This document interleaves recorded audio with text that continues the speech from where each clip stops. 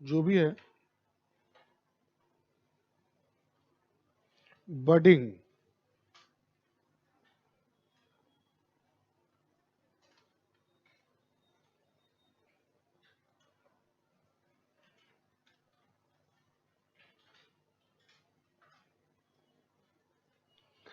क्या होता है, लिख लो पहले फिर समझा रहा है, कितना भी समझा देंगे लिखोगे लिखेगा।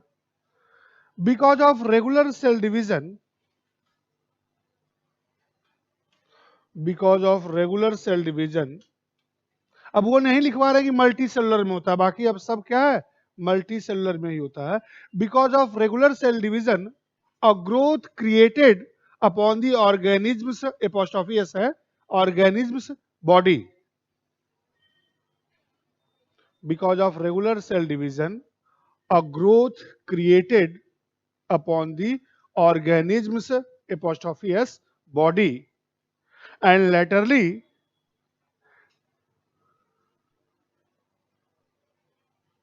that growth grew up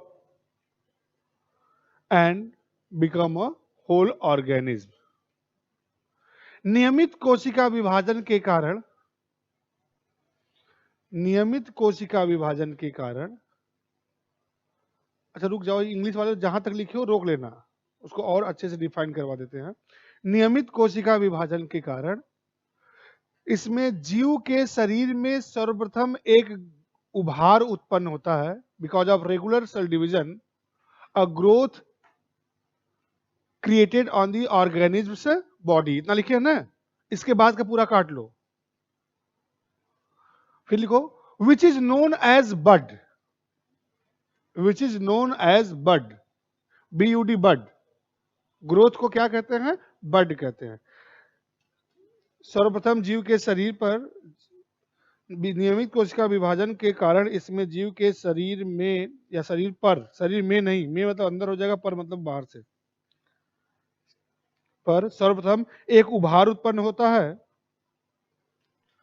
जिसे मुकुल कहते हैं।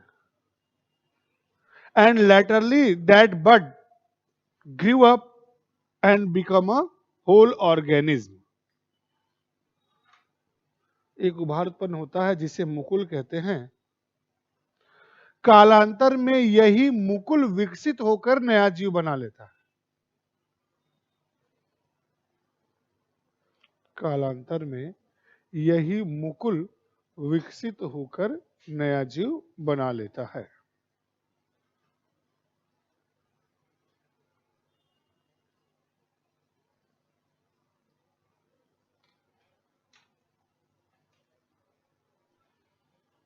ठीक, अब समझ लो थोड़ा सा, इसका एग्जाम्पल है हाइड्रा।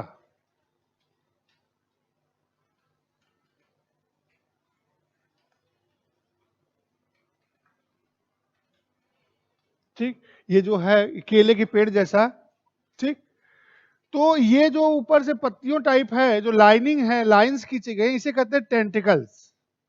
और ये गोल वाला है, ये है बॉडी, ये उसका शरीर है।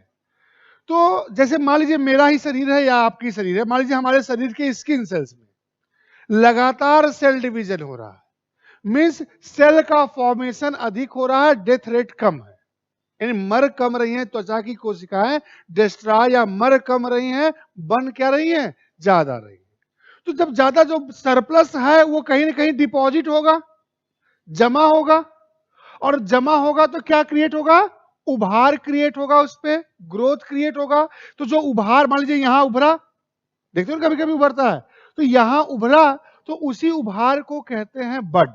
जैसे मान लीजिए इसके शरीर पे यहां उभरा, तो यही क्या है बड है, यही मुकुल है।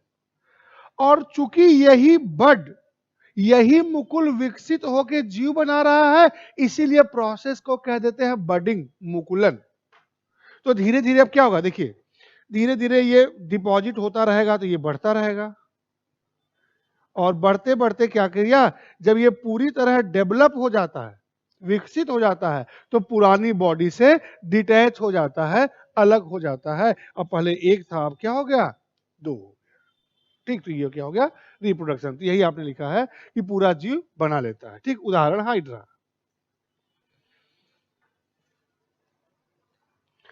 मुकुलन क्यों कहते हैं? क्योंकि उभार जो उत्पन्न होता है उससे बड या मुकुल कहते हैं। मुकुल ही विकसित होकर नया जीव बनाता है, मुकुल ही डेवलप करके नया ऑर्गेनिज्म बनाता है, इसलिए प्रोसेस को क्या कह देते हैं? मुकुलन कह देते हैं, बडिंग कह देते हैं। या कहते हैं, क्या हुआ? हाँ, सेल लिखा तो है, तो शुरुआत ही आपने किया है because of regular cell division, जो ग्रोथ क्रिएट किए हो, तो उसी ग्रोथ को, उसी उभार को उस बड कहते हैं। लिखा है ना, जीव के नियमित कोशिका विभाजन के कारण जीव के शरीर पे कहीं उभार होता है। तो उभार कैसे हुआ? Because of deposition of cells. ठीक है, वही धीरे धीरे क्या होता है? डेवलप करता है और डेवलप करके बना लेता है, जैसे हाइड्रा। ये जितना भी लिखे हैं ये ना के बराबर पूछा जाता है, या कभी कभी पूछ लिया गया, मुझे नहीं लगता कभी पूछा भी गया है। अब जो लिखने जा रहे हो अगला पार्ट, ये फ्रीक्वेंटली पूछा जाता है। अब जो लिखने जा रहे हो यहीं से मैक्सिमम अगर 10 बार पूछा गया, सपोज दैट पूरे यूपीएससी या स्टेट पीएससी के इतिहास में, तो 8 बार यहीं से पूछा जाता है।